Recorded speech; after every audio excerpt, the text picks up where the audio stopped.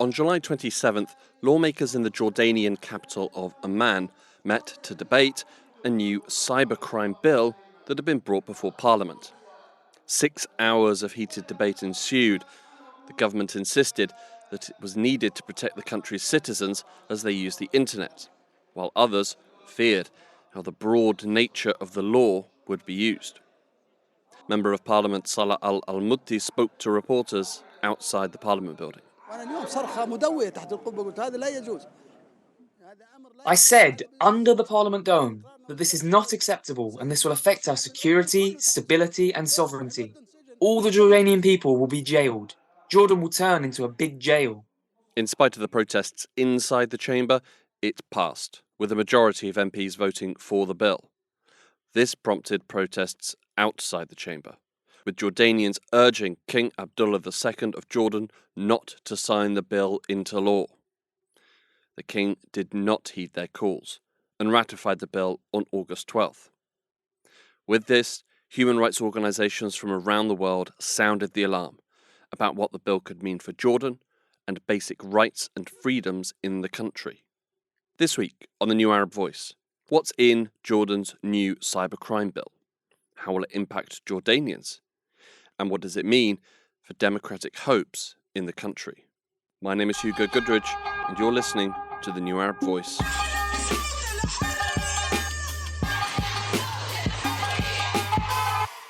Perhaps the first point to make is that Jordan's new cybercrime bill is not actually new. It's a revision of an existing law that has been on the books since 2015. Now, the purpose of the bill, according to the Jordanian legislator, is to respond to the rapidly changing and new emerging cybercrimes. This is Marwa Fatafta. Marwa is a digital rights advocate and works as the MENA Policy and Advocacy Manager at Access Now, a global digital rights organisation. And hence, they got rid of the old and have this new law in place, protect critical infrastructure, to also protect people and their rights from harassment, blackmail, fraud, incitement to violence, hate speech, and the like. They also want to regulate their relationship with social media companies. These aren't terrible ambitions. Jordanians, like all internet users, have the right to be protected from criminal elements. But it is the ambiguous phrasing of the bill that has left so many people worried. It criminalizes a lot of speech and activity based on elastic and vague terms. While the original 2015 bill had 41 articles, the most recent cybercrime bill has squeezed that down to just 15. So, for instance, the bill criminalizes the spread and the sharing of fake news. And again, who decides what fake news is in a non-democratic situations?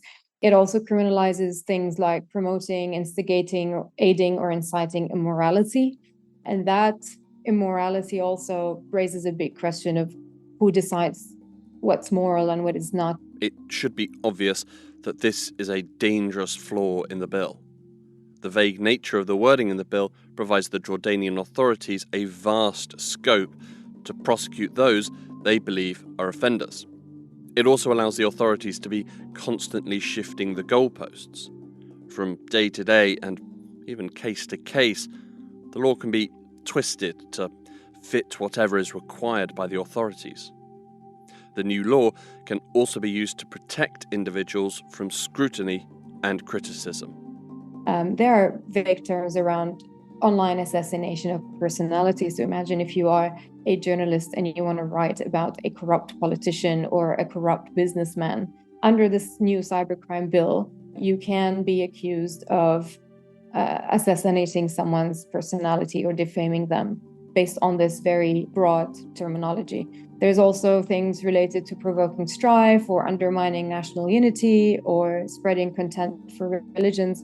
All these vague terms allow the authorities to interpret people's speech and prosecute them as they see fit or as they want. There is a genuine fear among human rights defenders that the vague terminology in the bill and the threat of prosecution will create an atmosphere of self-censorship online in Jordan. So, for example, under Article 24 of the law, anyone who publishes the names or pictures of law enforcement officials online or any news about them without prior authorization can face a minimum prison sentence of 3 months and a huge fine ranging between 5,000 Jordanian dinars up to 25,000 Jordanian dinars. And these are very disproportionate sanctions. But it also means that you won't be, as a normal person or as an activist or a human rights organization or as a journalist, to be able to hold government or law enforcement officials accountable. And again, imagine a scenario, and that had happened in Jordan in the past, where people are protesting and also documenting police brutality or crackdown on protesters. I think under this bill, of course, such an act could potentially put you in danger, or you could be prosecuted for documenting or referring to any law enforcement official for any crime they've committed, or for any human rights abuses that might have occurred. The new law will severely limit what content can be viewed and what Jordanians can say. Jordanians hoping to call out corruption or human rights abuses in the country will also face severe punishment. But in the 21st century, there are all manner of ways to hide your identity when online. You've probably seen adverts for tools that can help. They're known as virtual private networks, or VPNs. But with yet more broad language, these two are now outlawed.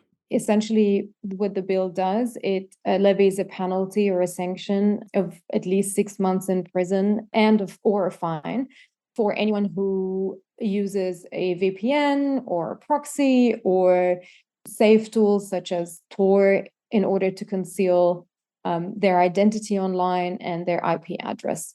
So even though it doesn't directly criminalize or explicitly criminalize the use of VPNs, but the way it's worded, it effectively means that VPN's use in Jordan is now criminalized.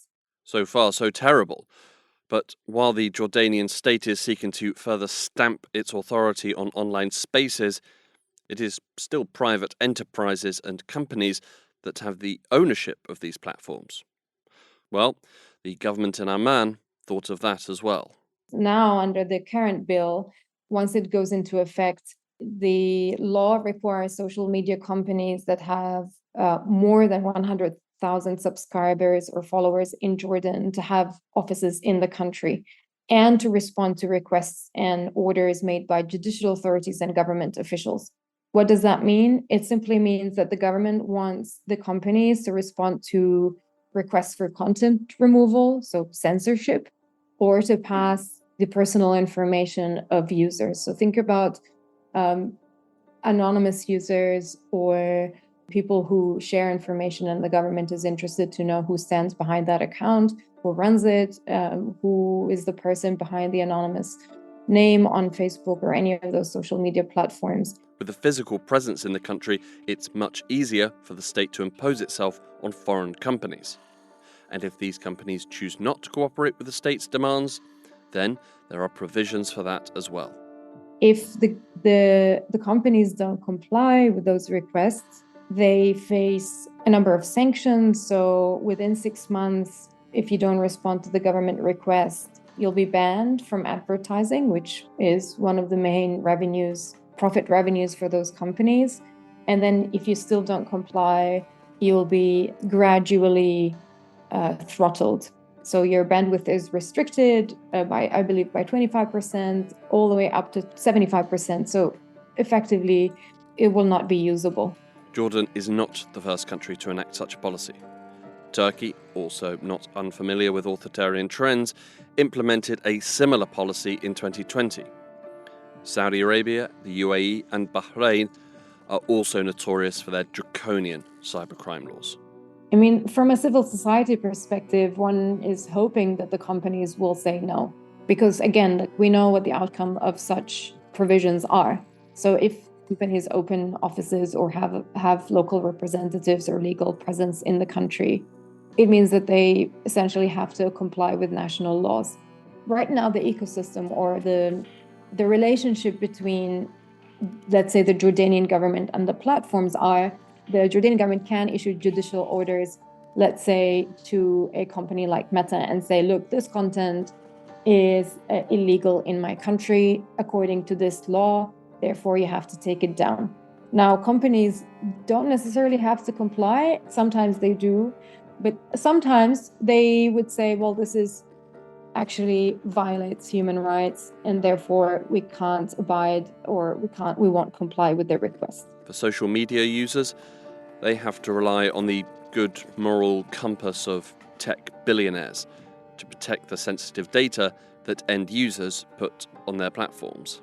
An important point here to emphasize is that some platforms are different than others. I mean, if you look at platform like X under the leadership of Musk, I don't think that they would necessarily, for instance, resist, or try to make a stand against the Jordanian authorities, which Twitter has done in the past. They have taken stands in India, in Nigeria, but under Musk's leadership, we know that compliance rate with government requests have increased. So I don't think, for example, X will necessarily be one that would stand up and defend the Jordanians' rights to freedom of expression and privacy online. So it remains to be seen, but I really, really hope that companies will weigh what the cons and pros are here and take a stand not to comply with the law once it comes into effect.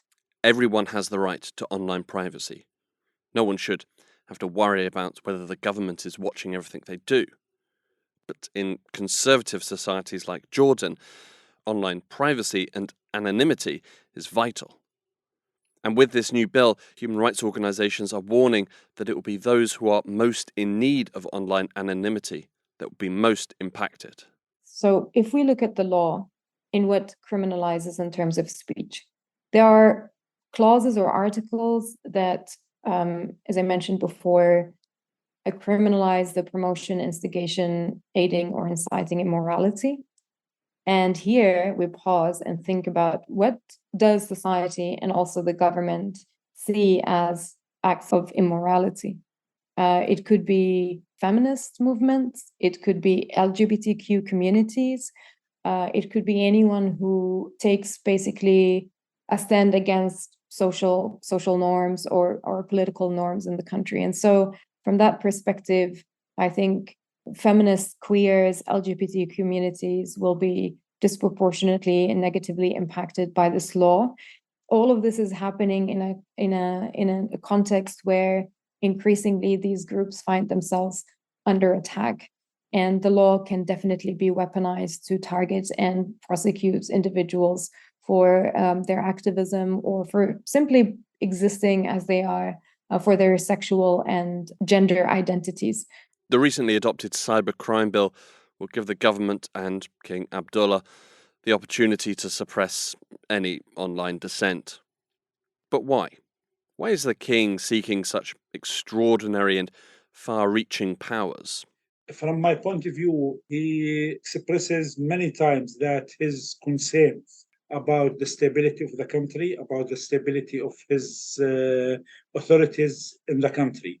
And the recent constitutional amendments enhances his power. This is Jamal Al-Tahat.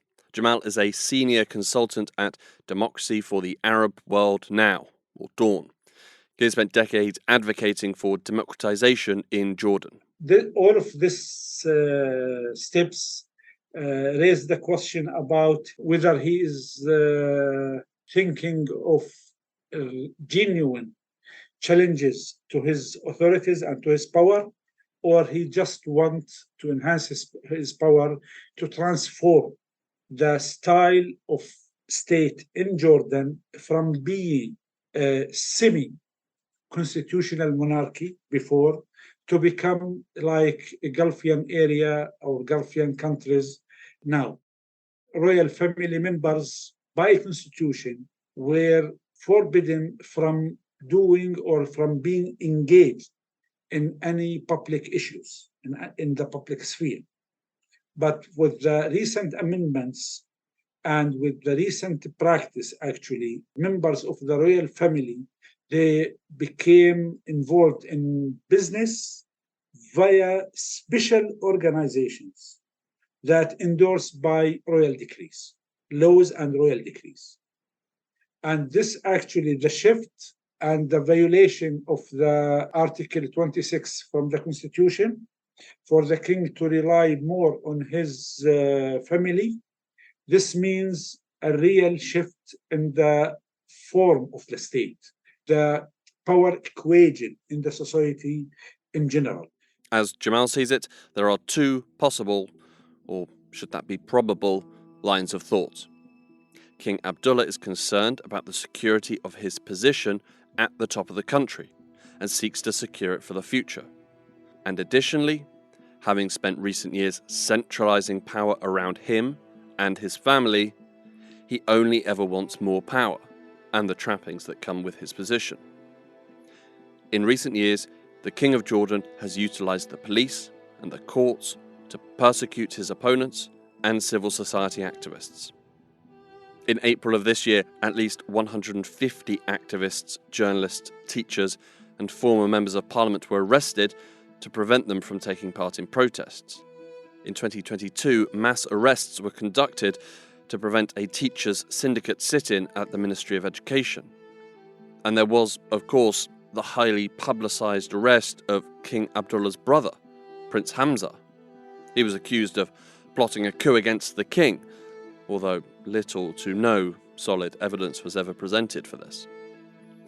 The recent changes to the cybercrime law could be further efforts by the state to suppress and contain dissent. The king would seek to suppress and contain dissent to ensure that him and his family can continue to reap the royal paychecks. Recent leaks like the Pandora Papers have revealed that the king has vast piles of wealth hidden offshore. Additionally, members of the royal family have been put at the head of a host of civil society organisations that are supported by vast foreign aid and lack the transparency that really should exist. Jordanians start raising this question, what is going on and why those people dominate this amount of resources, financial and economic resources, and why they practice power in this way. More people became, let me call it, overtly and publicly saying or mentioning this, criticizing this. And from my point of view, Jordanians are not indifferent towards this transformation or towards this change in power structure. They are not indifferent.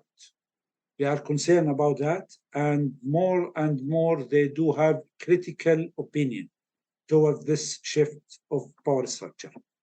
The system of monarchy is not unique to Jordan. In the Gulf, they're the norm. But there is a careful balance struck. The ruling monarch says, I will share with you wealth from natural resources. You'll have roads and hospitals and international events and ludicrously tall buildings. And in return, you'll keep your complaints to an absolute minimum. And if you're still not happy, maybe prison will convince you otherwise. This is not a bargain that can be made in Jordan. The king does not have the natural resources of the Gulf, which can placate a populace. In the past, the Jordanian royal family has presented itself as the shining beacon, leading a nation. If we compare Jordan now to Jordan 50 years ago, Jordan society 50 years ago, state was the major outlet for modernization. State was the symbol and the leading efforts for modernization at that time. And it was the way to modernize the society. At that time, we are talking about illiteracy rate more than 40 or 50%, and there is sort of collusion toward what we can call it king's behavior in the country, as far as people feels that the state and the king facilitate and serve modernization process in the society.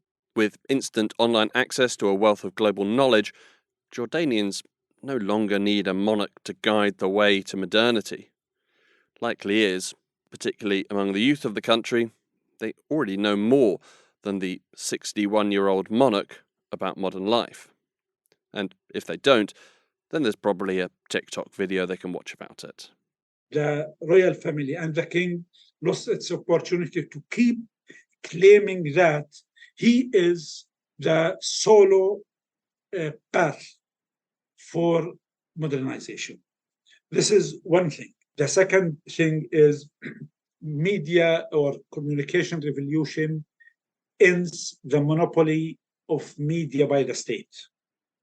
Now Jordanians exposed to messages from all over the world, and also there is no sort of monopoly over social media and the declining of the impact of mass media. All of these together as factors, I think, changing the dynamic or the relation between the society, the Jordanians, and the rule. The desire of the Jordanian royal family to maintain a sense of control in the country was recently exemplified with the case of Al Hudud. When we started it, me and my two other partners, we were hoping. We were activists at the time. We were on some of the few that went out in the streets in Jordan. It was incredibly depressing how that all fell apart very quickly. This is Issam Arakat, the director of Al Hudud. I sat down for a chat with him on a stiflingly hot day in East London. A couple of years after that, we're like, it's like there's nothing much that's being said. Nothing is actually expressing what people are thinking. There's no real media. There's just like at the time there was just Hibber. There isn't much that's sort of like saying what's going on in people's minds. Luckily, we were also both the three of us were also creatives, so we were screenwriters and writers and just sort of doing things in that field, and we felt sort of suppressed by both sides. The freedom of expression side of saying what we have to say, what we wanted to say throughout what was happening 2011 and post that. With friends, Issam started Al Hudud, a popular website which delivers some of the region's most cutting and humorous satire. If you've never heard of Al Hudud, it's similar to the US publication The Onion, but about the Middle East and North Africa. Recent headlines have included Erdogan and MBS signed counter-journalism agreement, or meet the two presidential candidates that will not end the presidential vacuum in Lebanon. You get the idea. So we've, throughout the 10 years that we've been working, we sort of pushed lines slowly. We've been, dare I say, smart about it, and sort of just like pushed a little bit of the lines wherever we saw it was appropriate at the time. When we first started, we're like, okay, we can't mention anyone by name. We can't do this, we can't do that, we can't do that, we can't do that, because they'll get you sort of instantly. But we sort of pushed the lines slowly until we, by a few years ago, were saying whatever we wanted, whatever we felt needed to be said. And in terms of offense, causing however necessary offense needed to get the point across. So that was our offense line. We don't mind offending as long as there is a point to it, basically. However, it would appear that recently they pushed the line in Jordan a bit too much. There's no communication. The most important way of holding people back is by not drawing a clear line and by not communicating with you until they properly do. So since there was no way, because none of the team is in Jordan, I can say that, let's say, there was no one for them to actually go after, and therefore there was no announcement of our blocking or anything.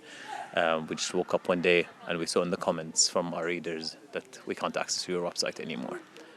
The blocking of Al Hudud was quickly condemned as censorship and an attack on freedom of expression. The non-profit organisation PEN America said the Jordanian government's blocking of the satirical website demonstrates thin-skinned intolerance, not a commitment to free expression. Jordanian authorities should reverse this act of censorship. In the absence of an official reason for the blocking, it was speculated that it was in retaliation to the outlet's coverage of the recent Jordanian royal wedding. The Jordanian government has launched a campaign for the royal wedding. Be happy, dog, read one headline. While another jibed, where did the prince get all this money to cover the cost of the wedding? I asked Issam if getting blocked in Jordan is an indicator of success. I think we probably had a chip on our shoulder that we haven't been blocked in more countries so far. I think whenever we talk to anyone, whenever we meet anyone, and then it's like, how do you say everything that you want to say as blatantly as that? When we tell people that we're actually not blocked, people are really shocked. Like whenever you tell someone from a country that they were not blocked in other countries, they're like that's not possible. So we felt that maybe we were lacking something at that point, that we should be doing more. But at the same time, I think it goes back to what I was saying earlier. It's in a way might be seen as a positive thing in terms of us, I think, confusing a lot of whoever would be blocking us. Because while we criticize Saudi's human rights record, we are very much after the Iranian, the Turkish, and the Qatari. So in that regard, I think we ended up not being seen as the enemy, because we weren't. It was very obvious that we weren't working for a side towards another, as most media in the region operates. As it's like, this is the apparatus. This is what the goal of media is, to work against others. So I think Issam explained that he believes Al Hudud was blocked in Jordan because Jordan wants to show that it can block websites. Think of it as authoritarian flexing. I think it's just about, like, that is the problem with the majority of countries in the region. There isn't anything that you're depending on as, it's like I could do this or I could do that. It's just as simple as they could do whatever they want, whenever they want, because it's either that they can make the laws as they are now that supports whatever they're doing as quote-unquote constitutional, or they could just not do that and do whatever they want and leave you in jail for 40 years without a charge, like it's happening in Syria. So like it's like obviously not comparable in a lot of ways, but like, it just goes back to them being able to do whatever they want to do, and that is, I think, the most dangerous thing. Freedom of speech in Jordan is on the decline. Critical opinions of the ruling royal family are not welcome. The Freedom House Index, that reports every year on political rights and civil liberties around the world, gave Jordan a score of just 33 out of 100.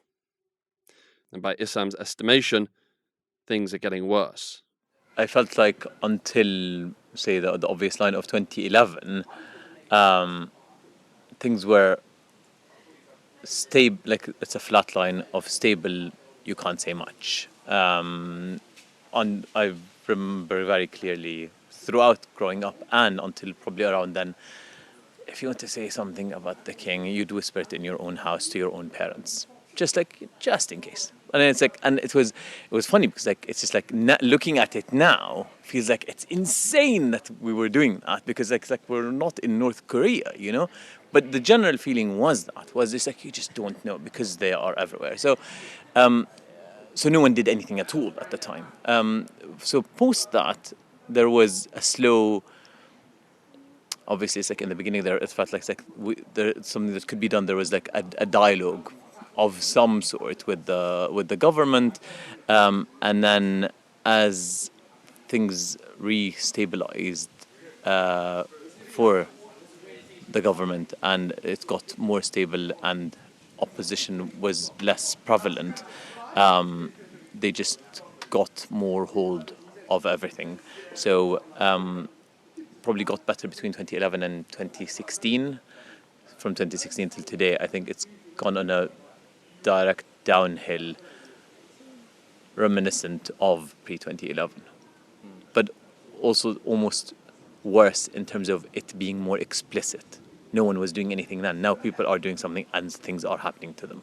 But even though Al Hudud is no longer available in Jordan, Issam and his colleagues have no plans to stop. I mean, it's like normally one speaks about, just saying that the emperor has no clothes, right? And that's a sort of like a big thing that we saw ourselves as over the years. But I think the emperor has no clothes, but the emperor knows that. Emperor is shameless and says, yes, I do, and will continue to do that. And I think in that way, I think we're not able to do as much. It's more about encapsulating. I think good satire can encapsulate the problem and a clear perspective on how it should be seen. And I think this is the most powerful thing that we can be doing, is being able to reach people en masse, communicate with them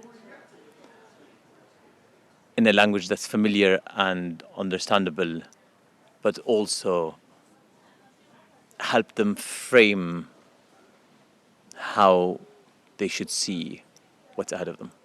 Jordan can often fly under the radar of events happening in the Middle East. They don't have vast sums of wealth. They haven't recently seen brutal and bloody conflict in their country. And they're not fighting an existential struggle with another nation. But for a while now, the country has been moving.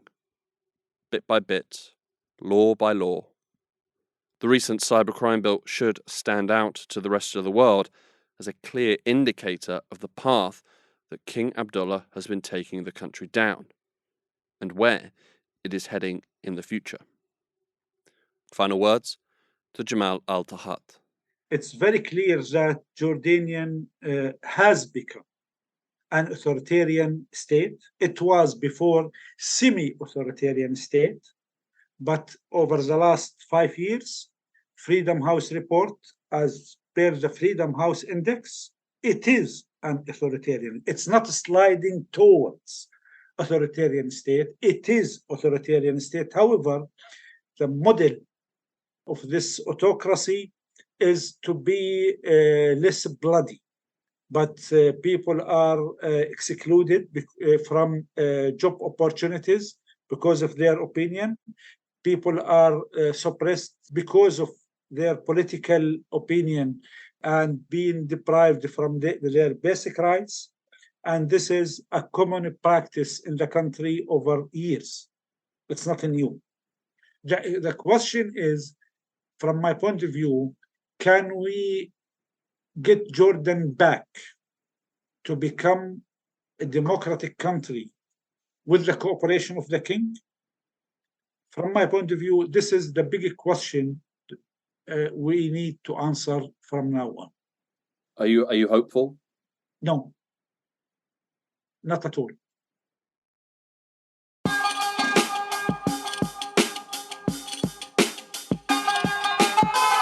This episode of The New Arab Voice was written and produced by me, Hugo Goodridge. Our theme music was by Omar El Phil. The New Arab Voice will be back next week. Until then, you can find all our previous episodes on all major podcast platforms. You can also check out our Instagram page and Twitter account, both at The New Arab Voice, for additional content. We also have a weekly newsletter, which you can sign up for. Find the link in the show notes. You can subscribe to the podcast so you never miss an episode. And you can also rate and review, which helps us spread the word. Don't forget to follow The New Arab on Facebook, Twitter and Instagram for all the latest news, analysis and opinion from the region.